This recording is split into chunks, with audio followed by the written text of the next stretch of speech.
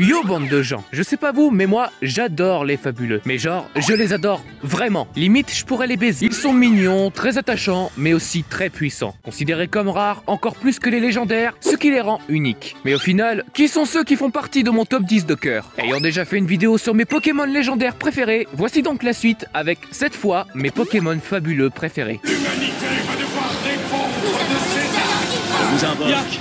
À toi de jouer. Libérez ces Pokémon sur le champ, c'est un ordre. Tu n'es qu'une grotesque aberration de la nature. Je t'interdis de parler comme un humain. C'est ici et maintenant que tout se termine et que tout va bientôt recommencer. Les Pokémon sont de formidables partenaires avec lesquels les hommes Je vivent en savais harmonie. que tu viendrais pour essayer de m'arrêter.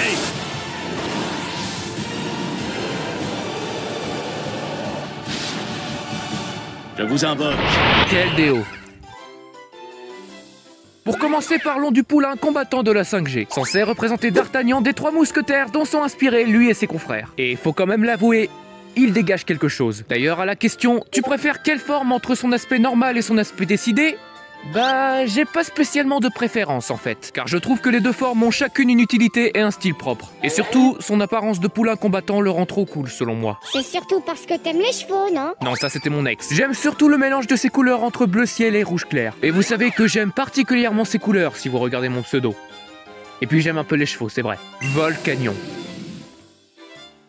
Un Pokémon que j'avais évoqué brièvement dans mon ancienne vidéo sur les légendaires, et à raison. Enfin, selon moi. Je le trouve trop badass. Déjà, c'est le premier type feu haut qu'on a eu, ils auront mis leur temps. J'aime aussi beaucoup son design de quadrupède avec deux moitiés d'anneaux sur le dos en guise de geyser, son côté bourrin et le mélange de ses couleurs plutôt bien dosé. Même si je trouve que le bleu ne ressort pas assez. Après, ce n'est que mon avis. Ce Pokémon ne se laisse jamais marcher dessus. Il a sa fierté pour lui, d'une certaine façon. Et on le voit bien dans le film 19 quand il passe son temps à rabaisser et à humilier Sacha. Tous les humains sont pareils. Enlève tes sales pattes d'humain tout de suite. J'ai dit, ça suffit. Non, toi d'abord. Attends un peu, tu vas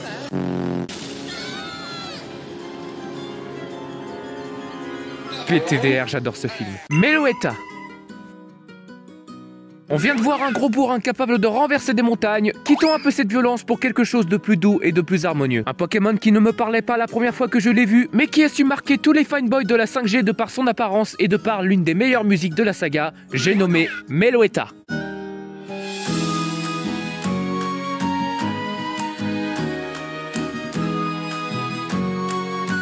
Y a pas à dire, finalement c'est la 5G qui possède les meilleures musiques de Pokémon. Meloetta donc, Pokémon anthropomorphique de la 5e génération aux allures féminines, ce qui est débile d'ailleurs car le Pokédex l'a décrit comme asexué. Pourtant dans l'animé, on voit bien que c'est une fille. Et ne venez pas me dire que c'est normal, car ça existe. Mais c'est produit par des guignols ces jeux ou quoi? Je crois que c'est l'heure de prendre tes cachets. Ouais, là-dessus tu n'as peut-être pas tort. Toujours est-il que son design très original a fini par déteindre sur moi. Voilà pourquoi elle s'est retrouvée dans ce top. Cette allure féminine avec une chevelure semblable aux notes musicales ainsi qu'à sa coiffe qui évoque les micros qu'utilisent certains chanteurs. Bref, quant à sa forme danse, bah là c'est clairement une danseuse de ballet. Et je te parie que je danse mieux qu'elle. Eh bah ça je demande à voir. Bon ok, tu marques un point. Reste que ce Pokémon est remonté très haut dans mon estime ces derniers temps. Et rien que pour avoir remis ça dans Écarlate et Violet...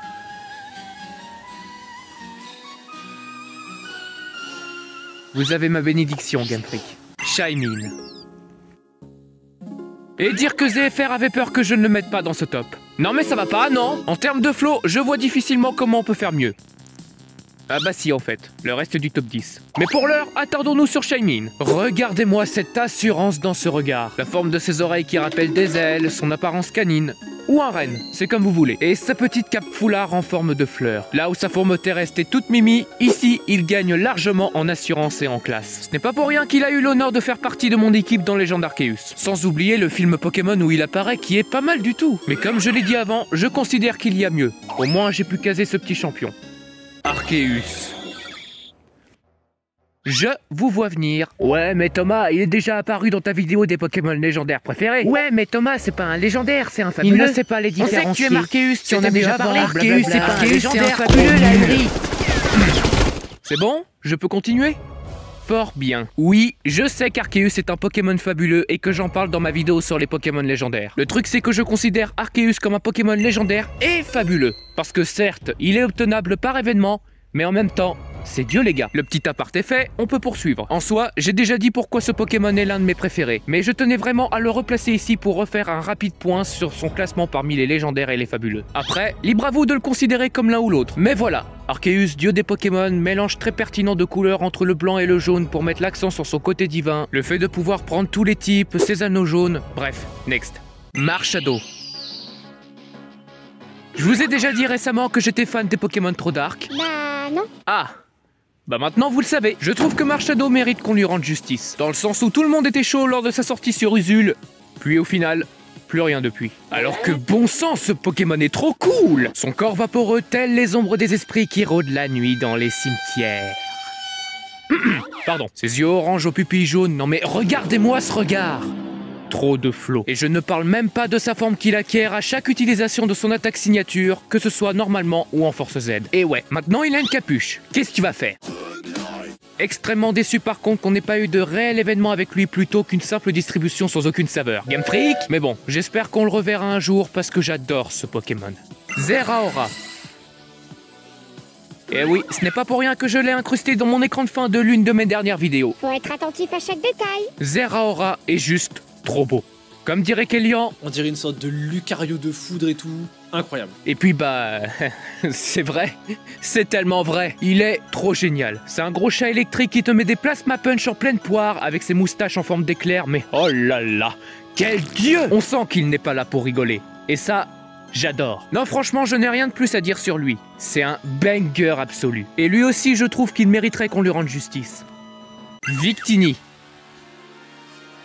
Qui est l'enculé qui a dit qu'il n'y avait que des Pokémon moches en 5G? Beaucoup de monde, malheureusement. C'était une question rhétorique. Victini est un véritable GOAT de Pokémon. Je l'adore. En tant que Pokémon Victoire, bien sûr. Son design parle pour lui. Oh, mais il est trop mignon. Sachant qu'il peut vous balancer un coup Victoire à plus de 180 de puissance. Et puis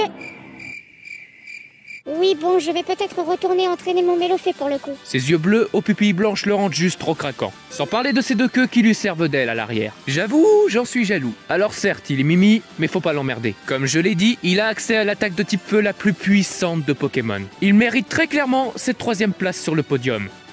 Mais... Diancie.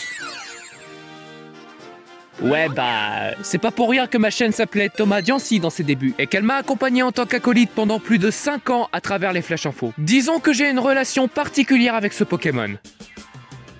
Pas comme ça, non. Mais je ne saurais pas trop dire pourquoi. Pourtant, c'est pas le premier Pokémon qui m'a tapé dans l'œil lors de sa révélation à côté de Hoopa et Volcanion dans les fameux screenshots d'un tricheur à l'époque. Et malgré tout, je me suis attaché à son design de princesse diamant. Hop là et hop là là. Like si je t'ai rappelé des souvenirs, c'est cadeau. D'ailleurs, n'hésite pas à liker et à partager la vidéo si jamais elle te plaît. En tout cas, je me rappelle avoir bien aimé son film avec un côté tragique lorsqu'Yveltal change quelqu'un en pierre. Et aussi, je suis le premier à avoir joué en voyant ça. Une méga révélée pour la sortie de Rosa et qui a fait monter mon amour pour ce Pokémon x 1000. Un peu déçu par contre que ce se soit finalement révélé n'être qu'une mutation de Stracy au lieu d'une évolution. Oui, les arnaqueurs qui nous refilaient des tutoriels bidons pour avoir Diancie dans la grotte miroitante, c'est à vous que je parle. Dire que j'ai perdu des heures entières de ma vie juste parce que je croyais à ces conneries. Mon pauvre. Mais reste le numéro 1. Qui est-il? Quel est-il? Eh bien cette place revient à Celebi. Eh oui, ça ne pouvait être que lui, ça n'a jamais pu être que lui. Encore une fois, un Pokémon que j'avais évoqué en 2017. Et à raison. Celebi, Celebi, tu traverses le temps. Celebi, Celebi, tu veilles sur les habitants. Au sein de la forêt, la menace nous guette. Au fond du bois, au chêne, ou peu importe où tu es.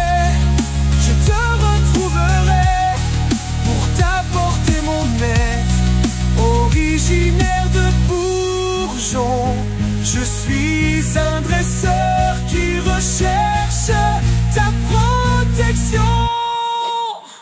C'était tellement beau. Merci, mais pourtant, c'était pas parti pour être le cas. La toute première fois que je l'ai vu, c'était dans Pokémon Ranger Sillage de Lumière, et je n'étais pas particulièrement attiré par lui. Alors je vous propose de voyager un peu dans le temps. Quelques années plus tard, X et Y sortent, et avec eux, la banque Pokémon. Pour ceux qui ne savent pas ce que c'est, ou qui sont trop jeunes, dehors! C'était une ancienne appli sur 3DS qui permettait de transférer nos anciens Pokémon, donc depuis la 5G, vers la 6G. Et avec l'arrivée de ce système, vous pouviez carrément avoir un putain de Celebi gratuit. Et non, je rigole pas. C'était le premier fabuleux que j'obtenais par événement à l'époque. Et forcément, ça m'a beaucoup marqué. Il possédait également l'attaque retenue qui avait les mêmes effets que Fauchage concrètement. Mais je m'égare. À partir de là, j'étais tout content et j'ai fini par m'attacher à ce Pokémon. Surtout que c'était l'époque où je commençais à découvrir tous les films Pokémon. Et quand j'ai découvert le film de Celebi, j'ai failli pleurer premier degré. Même si ce dernier avait un doublage horrible, mais passons. Un crocodile, hein? Je n'en ai encore jamais combattu. C'est parti! Pikachu à l'attaque! Ce Pokémon est juste adorable. Ses yeux bleus, ses antennes toutes mimi, la forme de sa tête. Ah! Laissez tomber, ça aspire mon âme, ce genre de choses. C'est également le seul Pokémon après Dialga à pouvoir voyager dans le temps. Et en plus, il était tout à fait jouable en stratégie à l'époque. Je vous jure, j'ai testé et j'ai remporté de nombreuses victoires grâce à lui. Mon bébé. Quant à sa forme shiny, niveau apparence... Non mais là je fonds, littéralement. Et ça y est, vous connaissez à présent mes goûts en termes de Pokémon fabuleux et légendaires. Peut-être ferai-je d'autres vidéos à l'avenir où je parlerai de mes Pokémon préférés par type. Si vous voulez voir d'autres vidéos similaires à l'avenir, alors n'hésitez pas à bombarder la barre des pouces bleus, à commenter, à la partager et éventuellement à vous abonner à la chaîne si ce n'est pas déjà fait. Cela m'aide énormément pour continuer à m'améliorer. Vous pouvez aussi venir me rejoindre sur le serveur Discord pour ne rien rater des prochaines vidéos et des prochains lives sur Twitch. Je poste d'ailleurs mes rediffusions sur ma chaîne spéciale réservé au VOD. Je travaille également sur l'écriture du prochain Let's Play condensé qui portera sur Pokémon Crépuscule. Et oui, je sais, j'avais dit que je n'en sortirais pas de nouveau avant Légende Pokémon ZA, mais sachant que le jeu sort fin 2025, en attendant, je veux vous donner de quoi vous régaler. Et vous, c'est qui vos Pokémon fabuleux préférés? Faites-le moi savoir en commentaire. Mais sachez que quel que soit votre classement, ces Pokémon font et feront toujours partie du lore de la saga à part entière. Même si la distribution trop facile de certains et l'absence de réels événements ont pu décourager certains d'entre vous à avoir des fabuleux dans votre team, la dernière quête en date me fait beaucoup espérer pour la suite. Et peu importe qui sera le prochain fabuleux à sortir de l'ombre, je suis sûr qu'il saura nous marquer, tout comme ses prédécesseurs l'ont toujours fait.